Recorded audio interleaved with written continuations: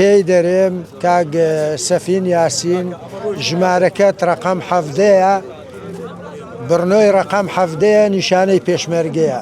بەغدا مووقیفی دەوێت.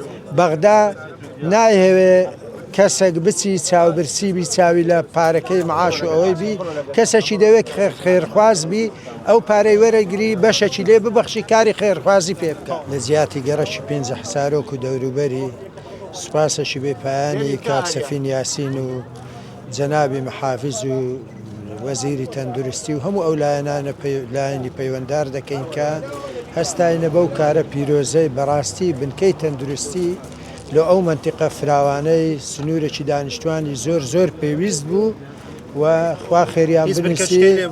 هیچ بنکەچی لێ نەبوو، بنکەچی کچکە لە ناو گوندی 5 حسارۆکەیە دەست پێشخەریەکی زۆر باشی کرد و خەستەخانەکەش بە کوالێتێکی